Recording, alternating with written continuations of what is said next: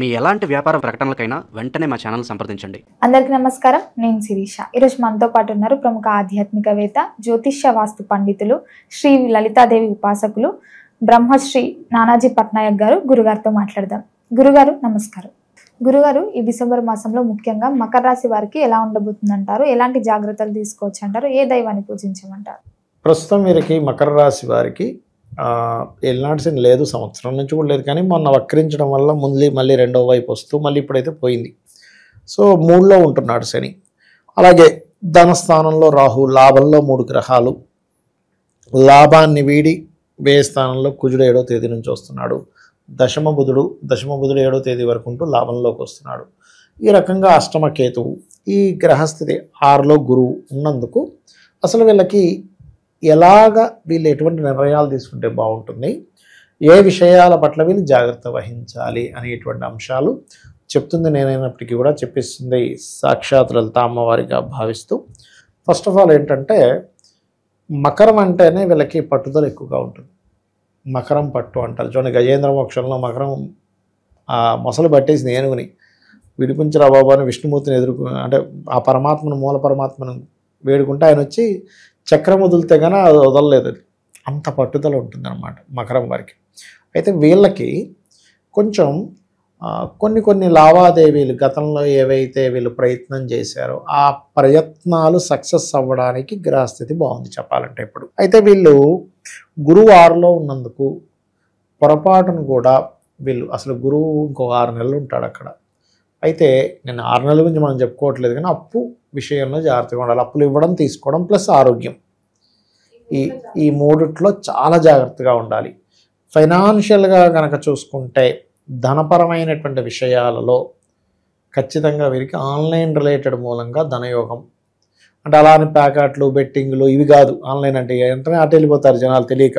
Cricket వస్తుందండి, గురుగారు చెప్పారు ఆన్లైన్ అని వెంటనే బెట్టింగ్ కట్టరా ఇండియా మీద పాకిస్తాన్, అది కాదు.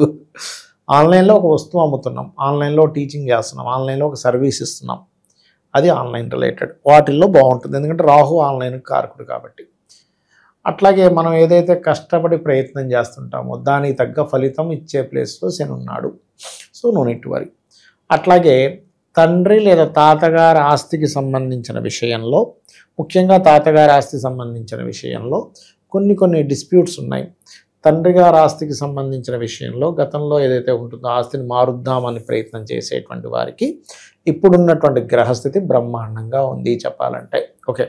అట్లాగే మరొక విషయం ఏంటంటే, ఇక్కడ 6వ స్థానంలో గురువు ఉన్నాడు కాబట్టి గురువుల్ని కూడా సూచిస్తాడు. అంటే మన మాస్టర్స్ మనకి ఏదైనా నేర్పించారు ఎవరైనా, అటువంటి విషయాలను కూడా 6వ స్థానం చెప్తూ ఉంటుంది.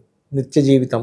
అందుకని ఏంటి, మీ డైలీ లైఫ్లో గురువులతో అనవసరమైనటువంటి శత్రుత్వాలు పెట్టుకోకూడదు, గురువులతో ఎడబాట్లు అనేవి ఉండకూడదు. ఎందుకంటే మనము గురు బ్రహ్మ, గురు విష్ణు, గురుదేవో మహేశ్వర, గురు సాక్షాత్ పరబ్రహ్మ తస్మై శ్రీ గురవే నమః అంటుంటాం. గురుబలం చాలా ముఖ్యమైనటువంటి విషయం జాతకంలో. గురుబలం ఉంటే ఎలా ఉంటుందంటే, దైవం వచ్చి రక్షిస్తుంటాడు. మనం ఎవరితోనైనా గురువుతో గొడవ వచ్చింది అనుకోండి, పూర్వజంలో మనం చేసిన కర్మ రూపంలో వచ్చిందని అర్థం చేసుకుని ముందుకు వెళ్ళిపోవాలి. తల్లి, తండ్రి, గురువు, ఈ 3 ముఖ్యంగా గుర్తుపెట్టుకోండి. వీళ్ళతో మనం ఎంత బాగుంటే దేవతా అనుగ్రహం అంత బాగుంటుంది. ఏమంటే తల్లితో గొడవ వదిలేయండి, అంటే తల్లిని వదిలేయమని చెప్పట్లేదు, గొడవను వదిలేయండి. కాబట్టి ఏంటంటే తల్లి, తండ్రి, గురువుల విషయంలో మనం వదిలేసేయాలి, పట్టించుకోకూడదు. సరే మన కర్మ బట్టి వాళ్ళతో మనం పడాల్సింది ఉంది అనుకోవాలి. ఎందుకంటే ఇవాళ రేపు తెలియక చాలామంది తల్లిదండ్రులను వ్యతిరేకిస్తున్నారు, గురువుని వ్యతిరేకిస్తున్నారు. సరే మీకు ఆ గురువుకి పడలేదు, సైలెంట్గా మీ పని మీరు చేసుకోండి, ఇంకో గురువుని చూసుకోండి, తప్పే ఉంది. అయితే గురువు 6లో ఉన్నప్పుడు పర్టికులర్గా ఈ కొంతమందికి చూడండి లివర్ రిలేటెడ్ ఇష్యూస్ వస్తుంటాయి చూసారా, అటువంటి విషయాల్లో ఏదైనా ఇబ్బంది ఉన్నవారు మరింత కేర్గా ఉండాలి. ఓకే. అయితే బ్యాంక్స్ నుంచి వచ్చేటువంటి రుణాలకు మాత్రం లభిస్తుంది ఇక్కడ. అలానే మీరు రుణం ఇవ్వడం మాత్రం కరెక్ట్ కాదు. అలాగే ఓవర్ రుణం తీసుకోవడం కూడా కరెక్ట్ కాదు గురువు 6లో ఉన్నప్పుడు. కొంతమంది చూడండి 10 లక్షలు అవసరం ఉంటుంది, బ్యాంక్ కూడా అని చెప్తే సార్ 10 ఏంటి సార్ మీకు ₹1 కోటి వస్తాయంటాడు. అవును అయితే ఇచ్చాయంటాడు. అవసరం ఉన్నప్పుడు తీసుకోవడం వేరు, ఒక ల్యాండ్ మీద పెట్టాం, బంగారం కొనుక్కున్నాం, అది వేరు. కానీ గబుక్కని తీసేసుకొని ఇష్టం వచ్చినట్టు డబ్బులు ఉన్నాయని ఫ్రెండ్స్ నలుగురు అడుగుతారే నాకు 5 లక్షలు ఇవ్వరా 10 లక్షలు ఇచ్చేస్తాం, వాళ్ళేమో ఇవ్వరు, లోన్ ఏమో ఈ వ్యక్తి కట్టాలి. కాబట్టి ఓవర్ లోన్స్ చేయకండి, ఎవరికి లోన్స్ ఇవ్వకండి. లోను లభిస్తుంది ఈ సమయంలో. ఎంత అవసరమో అంతే తీసుకోండి, వీలైనంత వరకు తక్కువ తీసుకోండి. ఏమవుతుందంటే ఎప్పుడు కూడా ఒక ప్లానెట్ ఎలా ఇస్తుందంటే, ఒక కర్మ అనేటువంటిది, ఒక వ్యక్తి బిజినెస్లో లాస్ అవ్వాలనుకోండి, ఫస్ట్ ఆ వ్యక్తికి బిజినెస్ ఆపర్చునిటీ వస్తుంది. ఆపర్చునిటీ రాకపోతే లాస్ ఎక్కడి నుంచి అవుతాడు? యాక్సిడెంట్ అవ్వాలంటే ఏమవ్వాలి? ఫస్ట్ వీడు రోడ్డు మీదకి వెళ్ళాలిగా. రోడ్డు మీదకి వెళ్ళి బండి ఎక్కితేనే కదా యాక్సిడెంట్ అయ్యేది. ఇంట్లో కూర్చుంటే యాక్సిడెంట్ అవుతుంది, ఫ్యాన్ పడుతుందేమో మీద అంటే, అంతే కదా. కాబట్టి ఈ అవకాశం ఎప్పుడు కూడా ఏ రూపంలో వస్తుందనే విషయాన్ని గుర్తుపెట్టుకోవాలి. ఎంబీఏ చేసినటువంటి వారికి, బిజినెస్ రంగాల్లో ఉండేటువంటి వారికి, మార్కెటింగ్ రంగాల్లో ఉండేటువంటి వారికి కొత్త అవకాశాలు వస్తాయి. సంతానం కోసం ప్రయత్నం చేసేటువంటి వారికి చాలా బాగుంది చెప్పాలంటే. బిజినెస్ రంగాల్లో ఉండేవారికి కొత్త లాభాలు వస్తాయి, దానికి ప్రాబ్లం లేదు. ఇక మీరు ఎక్కువగా లలిత అమ్మవారి ఆరాధన చేసుకోవడం మంచిది. గురుగారు, ఇంతవరకు మనము గోచార జాతకాల గురించి చెప్తున్నారు. సో వ్యక్తిగతంగా మన జాతకాలని ఎలా తెలియజేస్తారు గురుగారు? ఏం లేదమ్మా, ఫస్ట్ ఆఫ్ ఆల్ గోచార ఫలితం ఈజ్ ఇప్పుడు మార్కెట్ ఎట్లా ఉంది, బయట వాతావరణం ఎలా ఉంది అలాంటిది. పర్సనల్ చార్ట్ ఈజ్ మనము కంప్లీట్గా ఈ జీవుడు. ఇప్పుడు ఎగ్జాంపుల్ ఇక్కడ నుంచి నేను ఒక అమీర్పేట వెళ్ళాలి, ఆటోలో వెళ్ళొచ్చు, కారులో వెళ్ళొచ్చు, మెట్రోలో వెళ్ళొచ్చు, ట్రైన్లో వెళ్ళొచ్చు, ఉదాహరణ చెప్తున్నా. రకరకాల మార్గాల ద్వారా వెళ్తా, బైక్ మీద వెళ్తా. అసలు నేననేవాడిని శక్తి లేదు, నాకు జ్వరం వచ్చింది, ఎలా వెళ్తా? మన నీరసంగా ఉంది, నేను వెళ్ళలేనంట. అంటే ఇన్ని ఉన్నాయి. కానీ అదే గోచారంలో ఇప్పుడు క్యాబులు బంద్ అయ్యాయి, ఆటో ఆప్షన్ ఉంటుంది. ఆటోలు కూడా తిరగట్లేదు, ఫ్రెండ్ బైక్ వేసుకొని వెళ్ళొచ్చు, నా బైక్ ఉంటే వెళ్ళొచ్చు. అవునా?